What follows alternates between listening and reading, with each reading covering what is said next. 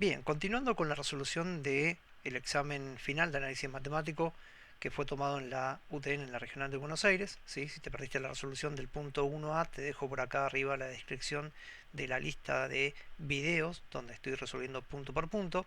Ahora vamos a continuar con el punto 1B. Entonces vamos a pasar a la pizarra. Bien, entonces tenemos un ejercicio donde nuevamente nos dan una afirmación, una proposición que nos están preguntando si es verdadera o falsa. Y entonces, dada esta serie de potencias, nos dicen que esta serie de potencias converge en justamente este intervalo que va de -3 a 1. Entonces lo que vamos a corroborar es realmente si ese es el intervalo de convergencia, que en este caso están incluyendo a ambos extremos. Bueno, entonces podríamos buscar primero el intervalo de convergencia. Para eso usaríamos la serie el criterio de convergencia de D'Alembert o de la raíz de Cauchy. ¿Sí? Por una cuestión de, en este caso, de comodidad, voy a aplicar el criterio de la raíz de Cauchy. Entonces me va a quedar la raíz enésima del valor absoluto de -1 elevado a la n por x más 1 elevado a la n sobre 2 a la n. Luego podemos aplicar propiedad de potenciación y propiedad de radicación y propiedad de módulo, donde distribuimos la raíz sobre cada uno de los factores y sobre el numerador y el denominador, con lo cual me va a quedar la raíz enésima del módulo de -1 elevado a la n por la raíz enésima del módulo de x más 1 elevado a la n sobre la raíz enésima de 2 a la n. Acá tenemos que tener en cuenta varias cuestiones.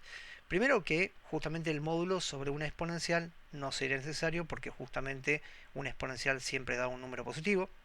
Segundo, que justamente acá teníamos el módulo de una potencia y entonces por propiedad nos queda justamente la potencia del módulo. Y tercero, que acá nos va a quedar justamente -1 elevado a la n en valor absoluto. Pero tengamos en cuenta que ese factor sería un factor alternante que se encarga de ir dando más -1. Entonces, como quedaría más -1, cuando yo tomo el valor absoluto de más -1, me quedaría 1. Por lo tanto, esta expresión, si empezamos a simplificar las potencias, observamos que el n con el exponente de 2 a la n se simplifica, esto también podemos simplificarlo, y como dijimos recién, esto va a terminar dando 1, así que el límite va a terminar quedándome módulo de x más 1 sobre 2 directamente, ¿sí? Dado que una vez que yo simplifico toda esta expresión y tengo en cuenta que esto ya vale 1, entonces el límite me termina quedando una constante, y en este caso me queda la constante módulo de x más 1 sobre 2. Bien, entonces sabemos que por el criterio de la raíz de Cauchy, para que sea convergente la serie, esta expresión tiene que ser menor que 1. Y entonces ahora lo que vamos a hacer es, vamos a analizar justamente cuál sería el intervalo de convergencia absoluto, despejando de ahí el módulo, me quedaría x más 1 menor que 2. Y entonces abriendo el módulo quedaría que x más 1 está comprendido entre medio de -2 y 2. Y finalmente despejando y pasando el 1 tanto a la izquierda como hacia la derecha de estos miembros, de estas desigualdades, o restando en ambos miembros por -1, nos quedaría -3 y 1. Con lo cual el intervalo de convergencia absoluta por ahora coincide, así que por ahora no sabemos todavía si es verdadero o falso. Si hubiese sido otro intervalo completamente diferente, por ejemplo, ya podríamos haber dicho que era falso, ¿sí? Ahora lo que tenemos que analizar es justamente si en los extremos -3 y en 1 la serie es convergente o no. Entonces vamos a analizar tomando cada uno de los valores. Por ejemplo, voy a tomar el 1, lo voy a reemplazar en la serie de potencia, me va a quedar la sumatoria de n igual a 0 a infinito de -1 elevado a la n. Cuando reemplace la x por 1 me va a quedar justamente 1 más 1 elevado a la n sobre 2 a la n. Y si observamos, acá lo que va a pasar es que justamente en el numerador va a aparecer la exponencial 2 a la n, que se va a terminar simplificando con el 2 a la n que tengo en el denominador. Así que finalmente esto va a quedarme una sumatoria de un factor alternante, que si yo expando la serie rápidamente, al expandir la serie, esto va a quedarme 1, menos 1, más 1, menos 1, más 1 y así. Por lo tanto, observamos que esta serie es una serie oscilante, ¿Por qué va oscilando? Porque justamente si vamos tomando las sumas parciales, por ejemplo, la primera suma me daría 1, la segunda suma me daría 0, la tercera suma volvería a darme 1, la cuarta suma me daría 0, y así iría oscilando justamente la suma parcial enésima entre 0 y 1. Por ende, podemos decir que esta serie es una serie oscilante y entonces podríamos asegurar que el 1 no pertenece al intervalo de convergencia que habíamos obtenido acá, que era el intervalo de convergencia absoluto que va de menos 3 a 1, por lo tanto el intervalo no va a ser cerrado del lado derecho, y si el intervalo no es cerrado del lado derecho ya podemos decir que entonces esta proposición es falsa, ¿sí? La afirmación que me dieron sería falsa. Entonces ahí ya podemos decir la afirmación o la proposición es falsa. Ahora, ahí ya terminaría el ejercicio, no habría mucho más para hacer, ¿sí? Pero sería interesante ver qué ocurre en el otro extremo como para que podamos completar el ejercicio. Aclaro, no si es necesario porque justamente el problema no me lo pedía, solamente me pedía analizar si era verdadero o falso, así que terminaría acá.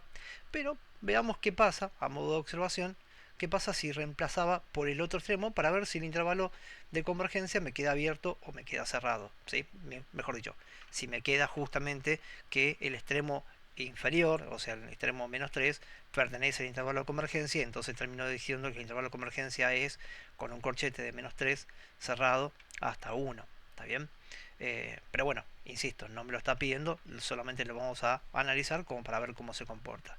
Entonces, si yo reemplazo justamente en la serie de potencias la x por menos 3, me va a quedar menos 1 elevado a la n, menos 3 más 1 elevado a la n, sobre 2 a la n.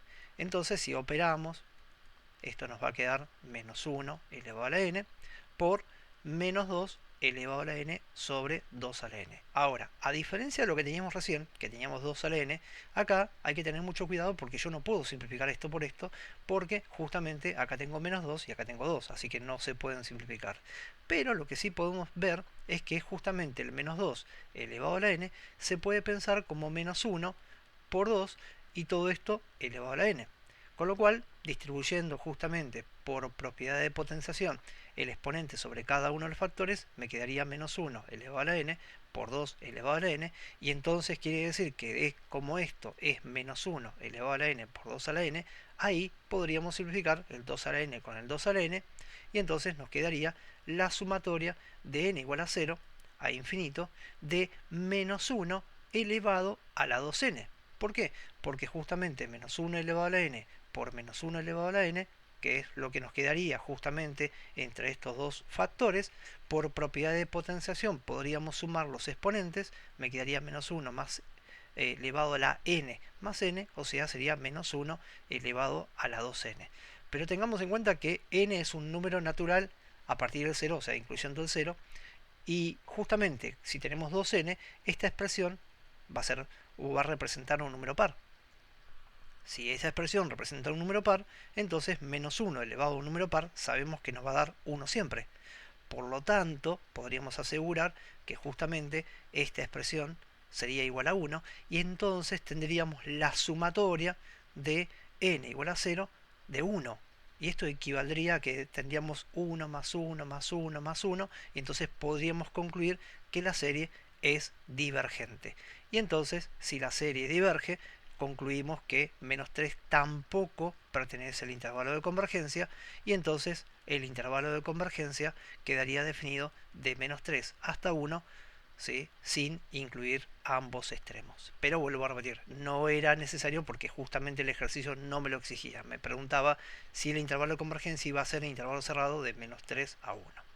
Bien, vamos a continuar en el próximo video con la resolución del punto 2. Espero le haya sido útil. Nos vemos en el próximo video.